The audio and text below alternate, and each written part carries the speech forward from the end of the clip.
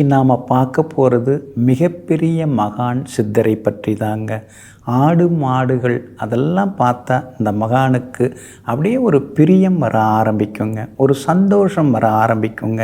கால்நடைகள் எதுவாக இருந்தாலும் அதெல்லாம் ஒரு உயர்வாக நினச்சி பார்ப்பார். மாடாக இருந்தாலும் அதுகிட்ட போய் கொஞ்சம் கொஞ்சுவார். எல்லா நேரத்திலுமே அம்பாள் வடிவமாக பார்ப்பார். எதை பார்த்தாலும் அம்பாள் தான், யாராக இருந்தாலும் அம்பாள் தான். மனிதராக இருந்தாலும், மரமாக இருந்தாலும், மாடு ஆடாக இருந்தாலும் எல்லாமே அம்பாள் தான். அப்போ அம்பாளுடைய வடிவத்திலேயே இவர் எல்லாரையுமே பார்த்துட்டு இருப்பார். அம்பாளும் இந்த மகானுடன் அடிக்கடி பேசுவதெல்லாமே உண்டு. கனவிலும் சரி நனவிலும் சரி இந்த மகானிடம் அம்பாள் பேசிக்கிட்டே இருப்பாங்க. இவர் ஏதாவது நினைப்பார், தவம் பண்ணுவார், தியானம் பண்ணுவார். திடீர்னு இவருடைய மனசுக்குள்ளார அம்பாள் வருவாங்க. அவங்க ஏதாவது ஒரு ஆணை பிறப்பிப்பாங்க. இவர் மனசால் கேட்குற, இவர் மனசுக்குள்ளார கேள்வி எழுற கேள்விகளுக்கெல்லாம் அம்பாள் காதோரமாக பதில் சொல்லிட்டு போவாங்க.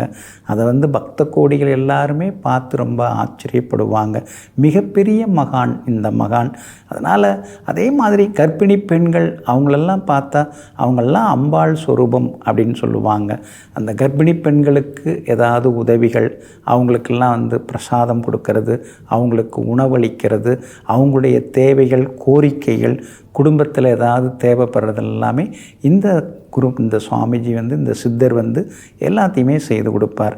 இவர் ஒரு நாள் மாட்டை அழைச்சிட்டு போயிட்டு திரும்பி வரும்பொழுது அந்த ஒரு நதியை கடக்கிறார். கடக்கும் பொழுது என்ன ஆகுதுன்னா அந்த மாடு வெள்ளத்தில் அடித்து செல்லப்படுகிறது. அடித்து செல்லப்பட்டவுடனே சரி முடிஞ்ச வரைக்கும் முயற்சி பண்ணுறார். ஏன்னா இவரும் சில தூரங்கள் அடித்து செல்லப்படுறாரு. ஆனால் தெய்வாதீனமாக அம்பாளுடைய அனுகிரகத்தில், காளியம்மன் அனுகிரகத்தில் இவர் கரையேறுகிறார். ரொம்ப நேரம் யோசிச்சுட்டே நிற்கிறார். இந்த மாடு இப்படி ஆயிடுச்சே, என்னாகுமோ தெரியலையே, நமக்கு தெரிஞ்சோ தெரியாமலோ இப்படி ஆயிடுச்சே, நம்மால் அந்த மாட்டுக்கு இது மாதிரி ஆயிடுச்சே, வெள்ளத்தில் அடிச்சுட்டு போயிடுச்சே, நாம் அதை அழைச்சிட்டு போகாமல் இருந்திருக்கலாமே அப்படின்னு நினச்சி வருத்தப்பட்டுட்டு அப்படியே தன்னை மறந்து தியானத்தில் மூழ்கி விடுகிறார். உடனே அங்கே அம்பாள் வராங்க. காளியம்மன் ஒரு சிறுமியாக வருகிறாங்க. அவருடைய முன்னால் தோற்றமளிக்கிறாங்க. அப்போ சொல்கிறாங்க, உன்னுடைய மாட்டை உன்னுடைய தொழுவத்தில் நான் கட்டிட்டேன், நீ போய் பாரு அப்படின்னு சொல்கிறாங்க. இவர் உடனே எழுந்து விழுந்தடிச்சிட்டு போய் மாட்டு தொழுவத்தில் பார்க்குறாரு. வெள்ளத்தில் அடித்து செல்லப்பட்ட மாடானது அங்கே பளபளன்னு அழகாக நின்றுருக்குது, கட்டியிருக்குது. அந்த இடத்துல தொழுவத்தில் நின்றுருக்கு. பார்த்து ரொம்ப ஆச்சரியப்பட்டார். இந்த மாதிரி இவருடைய வாழ்க்கையில் அம்பாள் காளியம்மன் நேரடியாகவே பல உதவிகள் எல்லாமே செய்திருக்கிறாங்க. அதனால்தான் பக்த கோடிகள் எல்லாமே இவருடைய பாதங்களிலே விழுந்து அவங்களுடைய குறைகளையெல்லாம் சொல்லி அழுது தொழுது எல்லா வரங்களையும் பெற்றுக்கொண்டு போவாங்க. அப்படிப்பட்ட மகான் யார் அப்படின்னு பார்த்தீங்கன்னா, அதாவது அழகர் சாமி. அவங்க தான் அந்த மகானுடைய பெயர். அழகர் சாமிங்கிறதா அந்த மகனுடைய பெயர். இவங்க அதாவது முக்கியமான இடத்துல அவங்க இருந்திருக்காங்க. இந்த அழகர் சாமிக்கு கடப்பாறை அழகர் சாமி அப்படின்னு ஒரு பேர் உண்டு.